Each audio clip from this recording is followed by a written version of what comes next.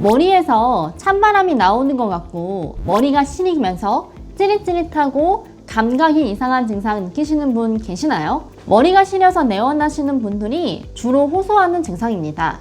머리가 시려서 모자를 꼭 쓰고 다니셔야 하는 분들도 계시고 점점 얼굴 쪽으로도 증상이 번져서 걱정을 많이 하게 됩니다. 환자분들이 혹시 내가 중풍이 아닌가 걱정을 많이 하시는데요. 중풍은 직접적으로 뇌 혈관에 문제가 생기는 질환인데 이 증상은 그렇지 않습니다. MRI나 CT를 찍어봐도 별 문제가 없는 경우가 많거든요. 이런 증상을 한방에서는 두풍증이라고 했습니다.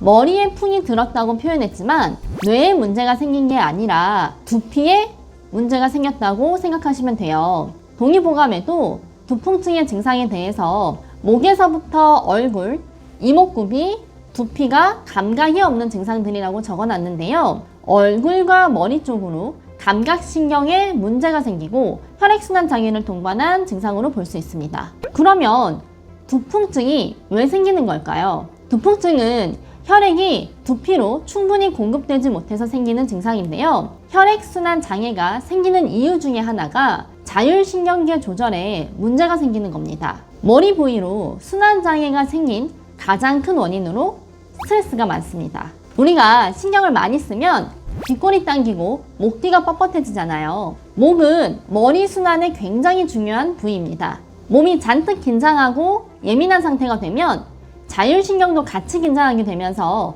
목 주변 근육이 굳고 주변 혈관이 수축되면서 머리로 혈액이 잘 못 가게 되겠죠. 그리고 자율신경계는 말단 피부에 감각신경을 조절하고 있는데 자율신경계 조절이 안 되면 이상 감각이 나타날 수 있습니다.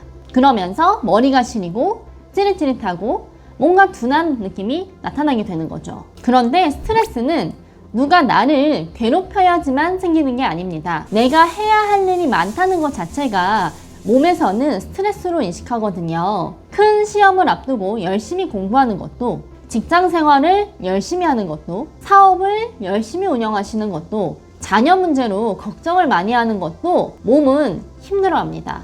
여러 일들에 신경을 계속 쓰다 보면 결국 내 몸이 만성적인 스트레스에 노출되게 됩니다.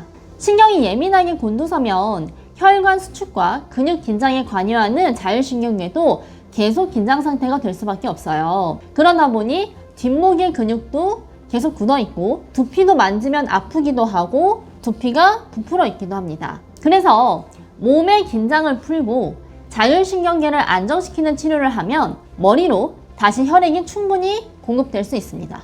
자율신경계 균형이 회복되면 목 뒤도 부드러워지고 머리의 이상 감각과 시림 증상이 사라질 수 있습니다. 그리고 우리가 스트레스에 취약해지는 시기가 몸이 약해졌을 때죠. 내가 너무 과로하거나 체력적으로 힘든 상태에서는 나도 모르게 예민해지고 자율신경계가 제 기능을 하지 못합니다. 잠을 계속 못 자는 날이 누적되거나 너무 과로를 하거나 다이어트를 심하게 하면서 몸을 혹사시킨 뒤에 증상이 나타나는 분들도 많습니다. 또는 수술을 하거나 큰 병을 앓은 후에 몸이 급격히 안 좋아지시기도 하고요. 머리가 시린 증상으로 내원하시는 환자분들 중에서도 몸이 약해진 상태에서 두피 시림이 나타나는 경우가 많습니다. 체력이 있어야 스트레스도 이겨내고 자율신경계의 조절 능력도 유지할 수 있습니다. 이런 경우는 약해진 몸을 보충해줘서 스트레스에 강한 몸 상태를 만들어주는 것이 필요합니다. 두풍증은 지금 당장은 위급한 병은 아니지만 머리로 순환이 잘 안 되고 있다는 증상이기 때문에 몸이 힘들다는 신호를 보내주고 있는 겁니다. 그래서 머리 시림이나 이상 감각이 있으시면 내 몸을 꼭 살펴보세요. 체력이 떨어졌다면 꼭 보충을 해주시고 자율신경계 균형이 깨졌다면 꼭 치료를 받으시는 게 좋습니다. 한약치료나 침이나 약침치료 모두 도움이 될 수 있습니다. 증상이 더 심해지기 전에 빨리 치료하는 것이 치료 기간을 더 단축시킬 수가 있습니다. 더 궁금하신 점은 한의원으로 언제든 문의해 주세요. 감사합니다.